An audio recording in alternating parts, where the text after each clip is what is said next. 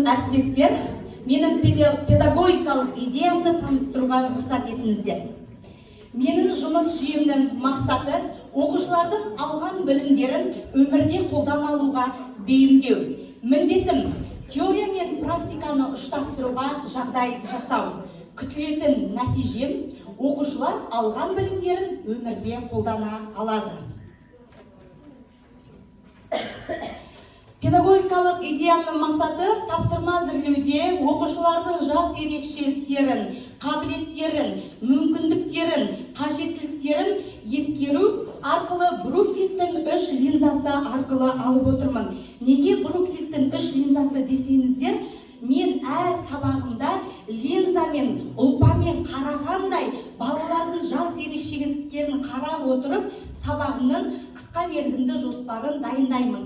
Соның ішінде сабағымның басында осы робот сызық бойымен қозғалысында робот датчиктардың түстерін қолданады деген мақсат арқылы сабағым басында лабиринт арқылы мен сабағымның тақырыбын ашуға арналған әдісті алдым. Бұл жерде балалар әртүрлі сұрақтар тұрады. Көмектесеңіздер. Жақсы, бала. Енді қараңыздаршы, робот қозғалады ма? Енді мұнда қарасаңыздар, балалар сұрақтарға жауап беріп отыр. Сұрақтың қасында бағыттаушы қызыл немесе жасыл, бұрыс немесе дұрыс деген сұрақтар арқылы, лабиринт арқылы сабағымыздың жаңа тақырыпты осы әдіс арқылы аштық. Бұны басқа да жеке де топтық та жұмыстарға қолдансаңыздар болады. Бұл баланың логикалық шығармашылық даму қабілетін арттыратын тәсілдің бір түрі. Енді басқа пәндерде оқылым, жазылым, айтылым негізгі болатын болса, біздің информатика пәнінде бізде теория мен қатарлас тәжірибе міндетті түрде.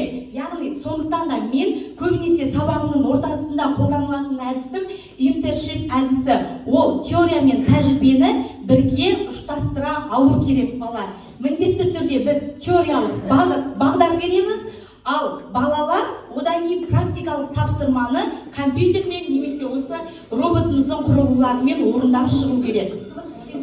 Мұнда қарасаңыздар, теория берілді, практика тапсырманы орындап, балалар өздері тестілеп не көріп, тестілеп тұр, яғни роботтың сызық бойымен қозғалысы.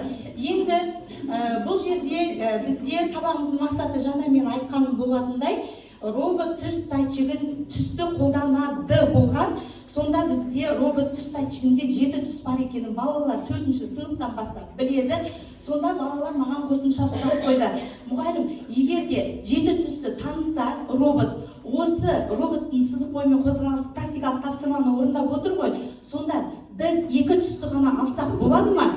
Я, әрине болады деген жауапқа сіздер неге олай ойлап тұрсыздар десек, балалар айтады, яғни жасыл немесе сары деген түсті қойып, біз жапырақтың түсін неге көрмейміз, робот қалай айтатын дейді. Сонда мына жерде балалар роботты түс датчигін жасылды қойғанда good деген, яғни бізде бағдарламалар ағылшынша қойылған good, жақсы, яғни жақсы өсіп келе жатыр деген мағынаны білдіріп, робот сөйлеп тұрды да, ал сарыда нашар деген ағылшынша таба алмады да, балалар бірақ жылаған дауысын қойып қойды.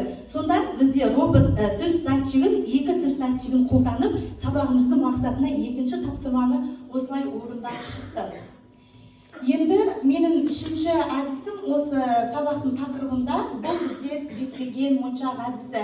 Тізбектелген моншақ әдісі дегеніміз әр сабақты бекітуге алуға болады. Яғни бізде мен өзім бағана айтып кеткендей, теория мен тәжірибе бізде бірге жүреді, қатарласып. Сонда басынан бастап соңына дейін, сабақтың соңына дейін балалар қандай қадамдармен жұмыс жасады, қандай бағдарламаларды қосты, соның барлығын тізбектеп өздері жазып шығады.